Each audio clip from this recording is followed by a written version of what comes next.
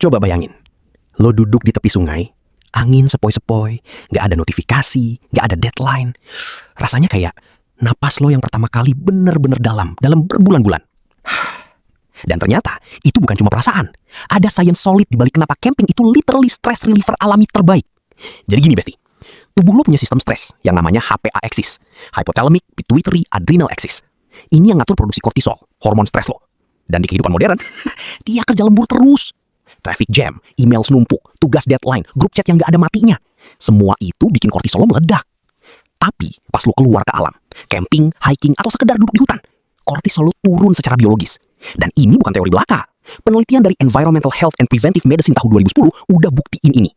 King Lee dan timnya nemuin bahwa 3 hari di lingkungan hutan nurunin kadar adrenalin dan noradrenalin secara signifikan. Adrenalin itu hormon fight or flight lo, yang bikin lo anxious, jantung dak-dikduk, gak bisa santai.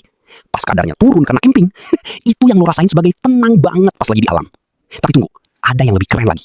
Phytoncides. Phytoncides adalah senyawa organik volatil yang dikeluarkan pohon. Basically, pohon itu napas dan lo hirup napasnya. Dan senyawa ini kalau lo hirup, aktif banget ngaruhin sistem imun dan saraf lo.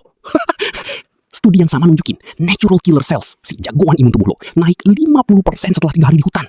Tapi stres bukan cuma soal hormon, ada sisi psikologis yang sama pentingnya. Dan disinilah camping makin outstanding. Ada teori psikologi lingkungan namanya Attention Restoration Theory, atau ART. Bukan seni ya, tapi sama indahnya. Dikembangin sama Stephen Kaplan di Journal of Environmental Psychology 1995. Intinya, otak lo itu bisa kelelahan bro. Kelelahan bukan karena lo malas, tapi karena directed attention. Fokus paksa yang lo gunain sepanjang hari itu exhausting. Directed attention itu yang lo pakai saat meeting, belajar, driving, scroll sambil balas chat. Ya, multitasking itu menyiksa otak lo. Nah, alam itu punya yang namanya soft fascination. Perhatian yang effortless tanpa usaha. Nonton api unggun, dengerin aliran sungai, lihat awan bergerak. Otak lo gak perlu usaha keras untuk terpikat. Dan saat itu terjadi, directed attention lo istirahat. Lu recharge, otak lu recovery. Makanya habis camping lu ngerasa lebih jernih, lebih fokus, lebih jadi manusia lagi. Dan satu studi besar dari Scientific Reports 2019 ngasih kita angka yang konkret.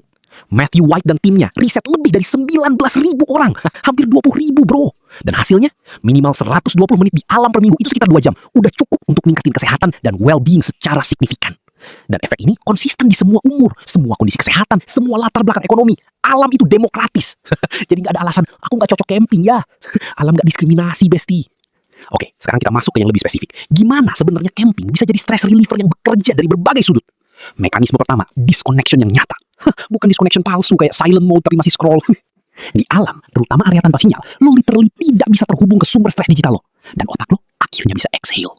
Penelitian psikologi konsisten menunjukkan bahwa constant connectivity itu itself adalah stressor. Selalu available itu melelahkan.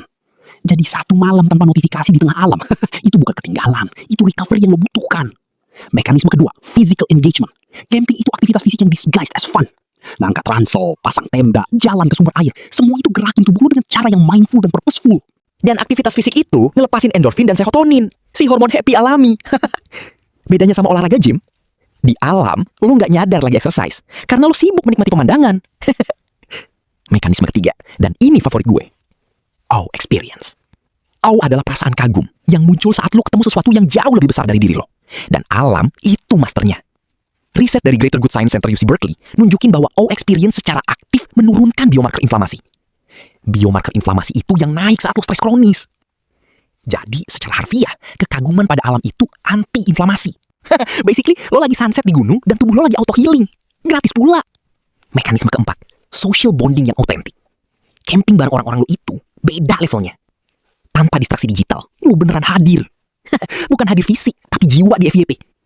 Koneksi sosial yang nyata, itu salah satu buffer terkuat terhadap stres. Ini yang sering kita lupa di era digital. Dan camping itu force lo untuk beneran terhubung. Karena gak ada Netflix, gak ada game, gak ada distraksi. Mekanisme kelima, sering banget diremehkan. Routine disruption. Di camping, lo keluar dari loop rutinitas yang sama, yang secara tidak sadar jadi sumber stres lo. Bangun bukan karena alarm, tapi karena cahaya matahari. Makan bukan karena jadwal, tapi karena lapar. Ini basic banget, tapi terapeutik. Psikologi menyebut ini sebagai autonomy restoration. Pemulihan rasa kontrol atas hidup lo sendiri. Dan saat lo balik dari camping, lo ngerasa lebih capable, lebih resilient, lebih siap. Karena lo udah survive masak dengan kompor kecil. Malam tanpa kasur empuk, dan navigasi tanpa Google Maps. Itu yang psikologi sebut self-efficacy boost. Keyakinan bahwa lo capable menghadapi tantangan.